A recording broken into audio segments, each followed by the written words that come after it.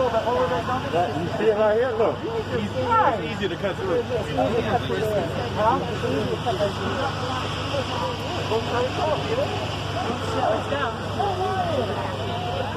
No!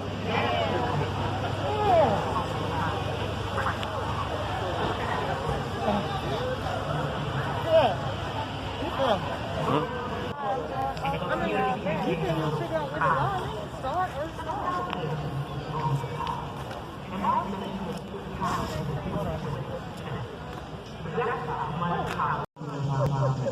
It is my honor to join solidarity with my civil rights labor and social justice colleagues for the 57th March anniversary march in Washington for jobs, freedom, and justice. We know we're not living in normal times. With a global pandemic, COVID-19 ravaging our communities and around the world, with police killing unjustly of black and brown bodies, as well as white vigilantes, we know we're living in challenging times.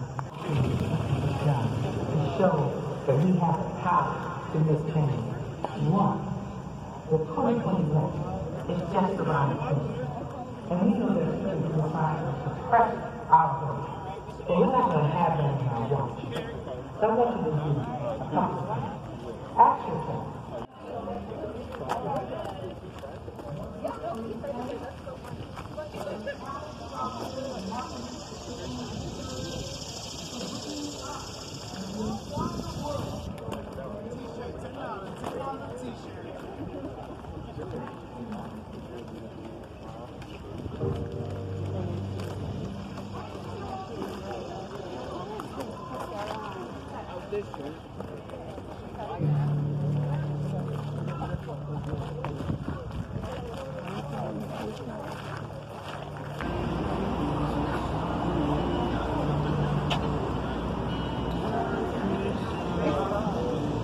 Move over the side of the street.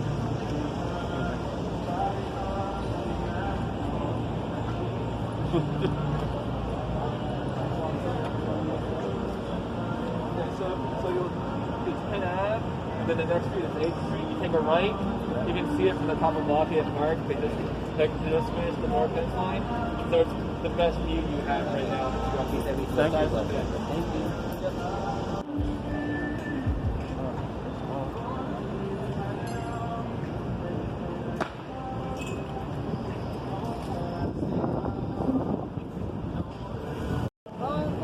That's like your shirt. Thank you. Appreciate it.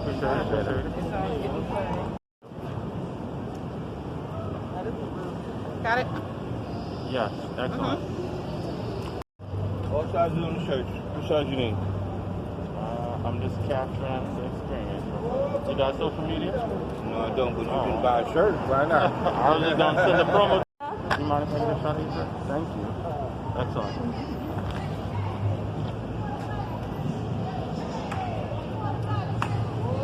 A shot of your shirt? Yes, you can. You can buy one if you want.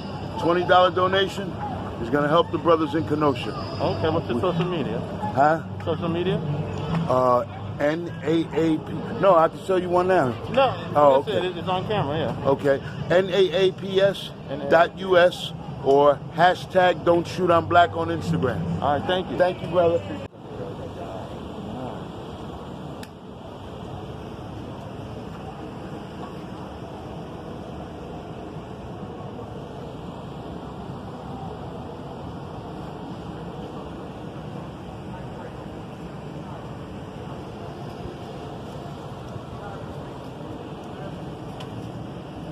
Wow. Oh, this is the money shot of the movie.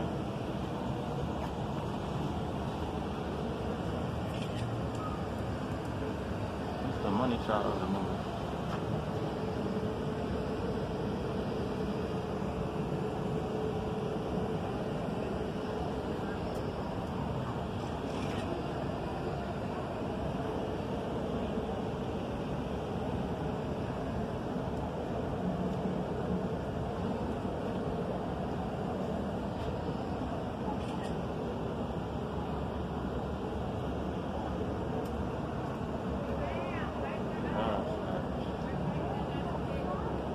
Yes. This is us, Black Trans Live. That one.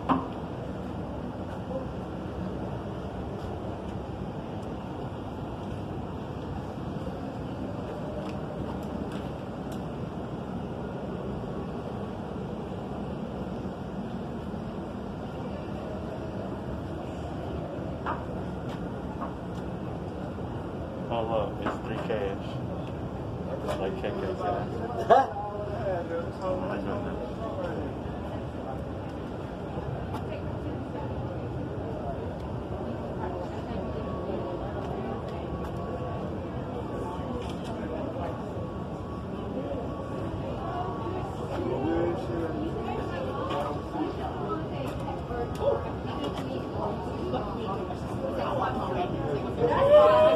We gotta come back. Right now.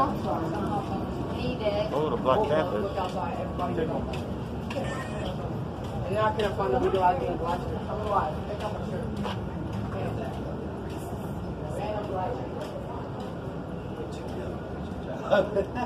Donald Trump is a white supremacist.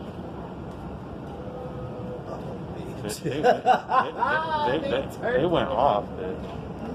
They went off. Donald Trump is a white supremacist.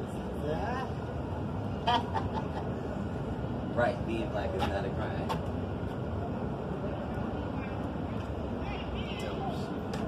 They went off, man.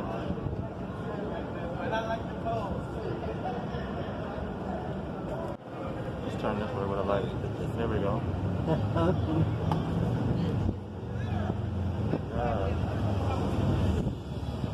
Perfect.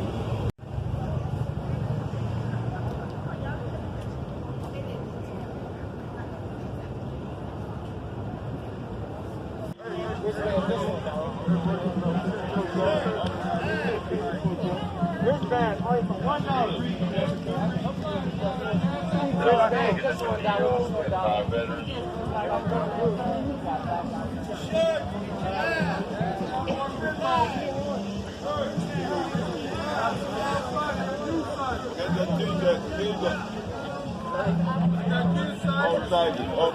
Offside.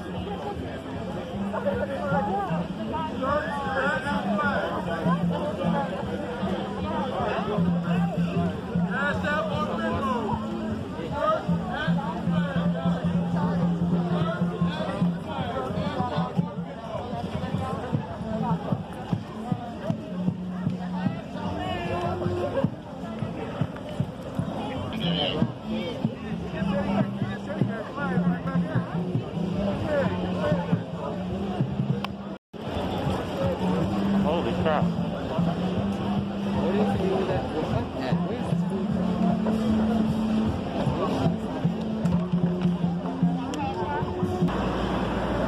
Excuse me, sir.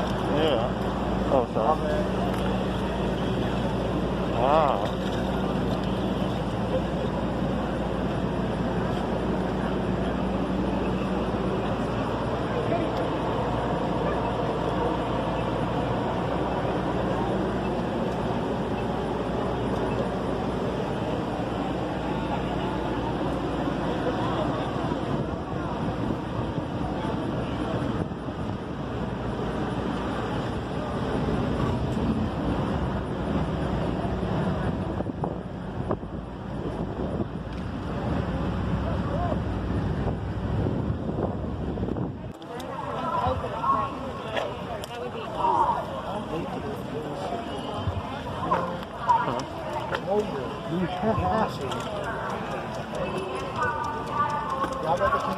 Holy shit, what is that building?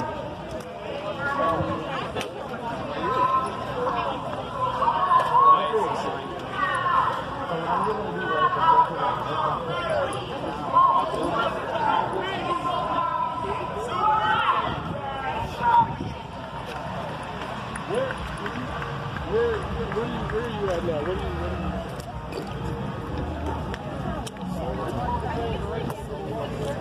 Slow your walk. It's fucking hot. I'm really good. I'm gonna be here. Oh, this is where. I'm really gonna be here. Holy crap.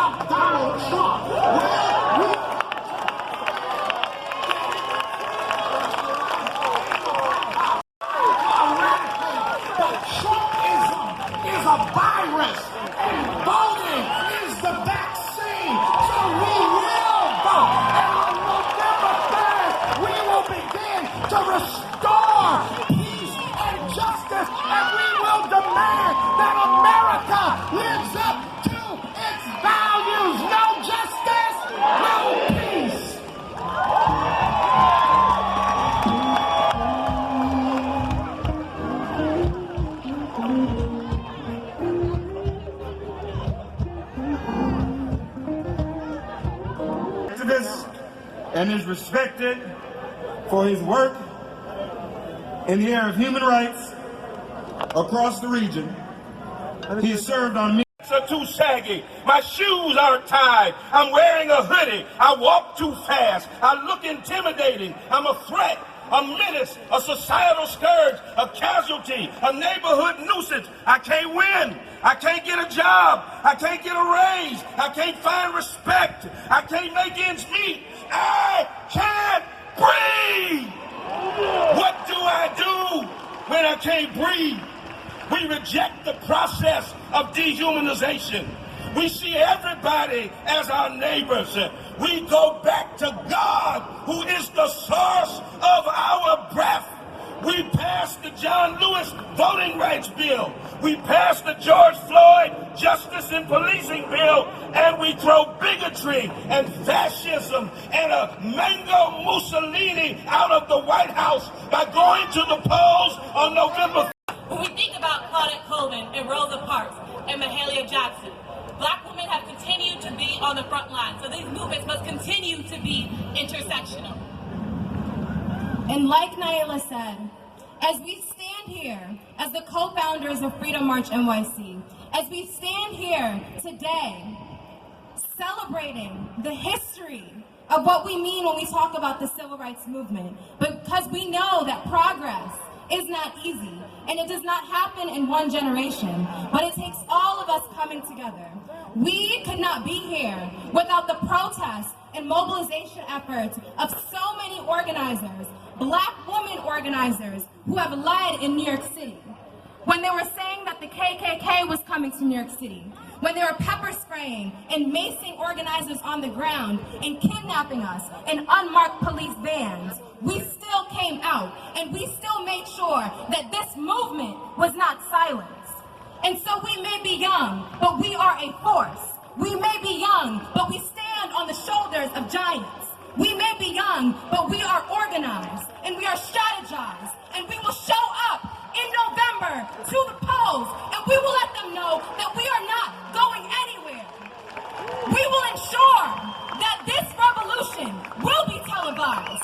We will ensure that this movement will continue in an intersectional way, in an intergenerational way, and we will not allow for this democracy that has promised us equality and justice to not make sure that they keep that promise. And if it doesn't happen today, we will make sure that in November we push for that promise. Because we know that this country, in this very stage that we are standing on, the Lincoln Memorial was built off of the backs of our ancestors. And so with that being said, Freedom March NYC is a youth-led civil rights organization for our generation. Make sure you are following us on Instagram at Freedom March NYC. Make sure you are supporting Black women on the front lines, Black trans on the front lines. Pull up. This is Freedom Summer, Freedom Fall, and the next step It's ensuring that we create change and we do it sustainably. Thank you.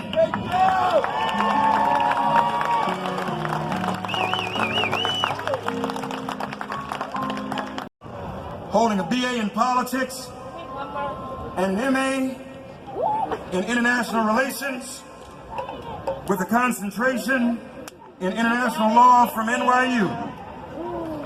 From her previous role as a legislative fellow, Lives Matter Amplifier, a national expert on disability, inclusive disaster protections, emergency management, and humanitarian crises conflicts, with a steadfast commitment to international development and inclusive humanitarian assistance. Justice continues to participate in ongoing projects as a global advisor and trainer. Let's do away with mandatory minimums. I am a man. We shall overcome.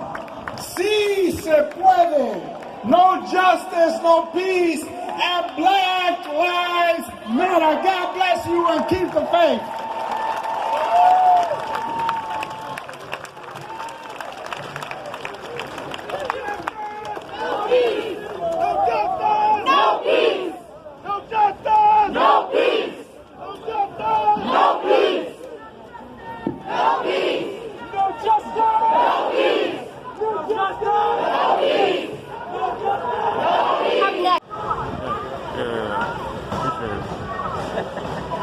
Thank you, fellas.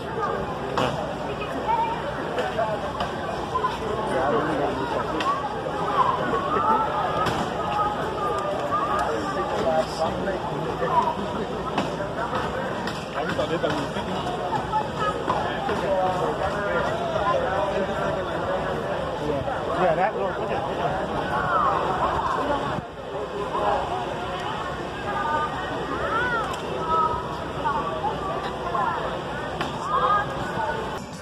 I feel like this is the most important thing in my life now.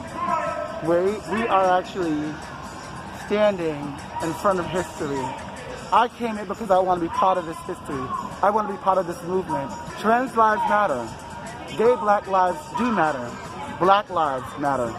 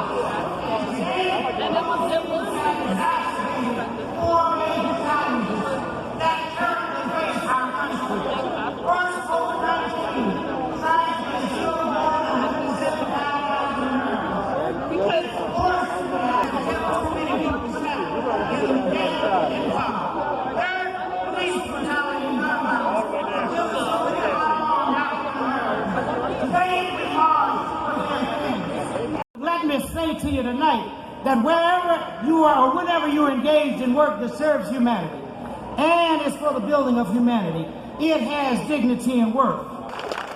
In 1963, after my father spoke, Byron Rustin, the architect of the march, asked the participants to join and demanded that Congress pass strong civil rights and voting rights laws.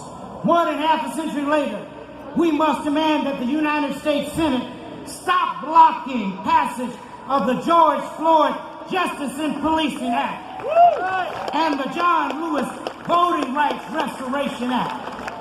And so when we conclude today, let's remember that this is the commitment march in the spirit of 1963. Martin Luther King Jr. famously said that the moral arc of the universe is long but bends toward justice. But he was also the first to say that it doesn't bend on its own. We must do some work ourselves. In the final year of his life, he wrote in his last book, "Where do we go from here, chaos or community?" Well, my sisters and brothers and dear friends, in this defining moment for our history and our country, we must answer Dr. King's question. Will our answer be chaos or community? Answer in the affirmative to the scripture. Here comes that dreamer. Come, let's slay him, and we shall see what will become of his dream. If they're black, you love them if they're white. You love them if they're Native American. You love them if they're Hispanic or Latino American. You love them if they're African. You love them if they're Asian. You love them because you know that God calls you to do that. And if we're going to resolve all of these conflicts and crises in America, we got to find a way to do it in love. Thank you, and God bless you. And let's keep on keeping on.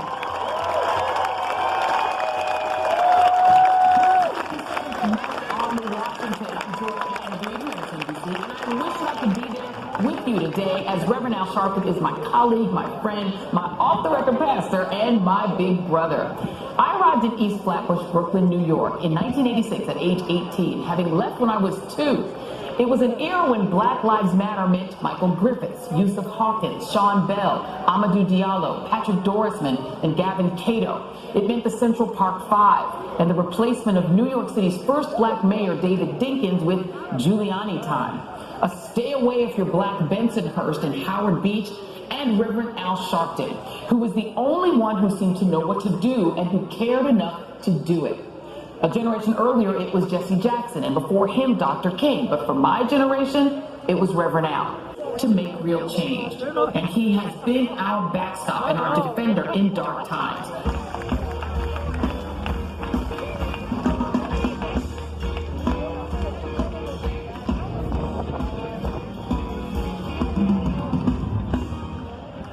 No justice! No peace! No justice! No peace! No justice! No peace! No justice! No peace! What do we want? Justice! What do we want? Justice! What do we want? Justice! When do we want it? Now! When do we want it? Now! When do we want it? Now! When do we want it? Now! All right. 57 years ago, in 1963, there was a struggle in Birmingham, Alabama. There was the assassination of Medgar Evers, the head of the Mississippi NAACP. In the middle of struggle and murder, they came to Washington to demand that the federal government give them a Civil Rights Act and voting rights.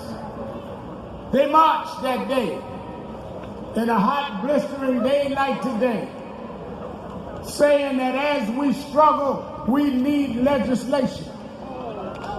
And they stayed on that movement until they got the Civil Rights Act of 1964. They got us the right to vote.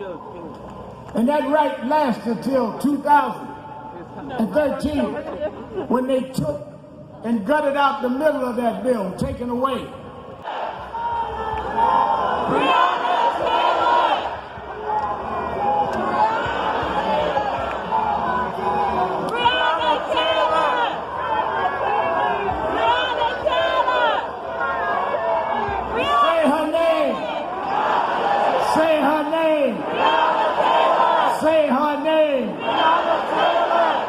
All right, wait a minute.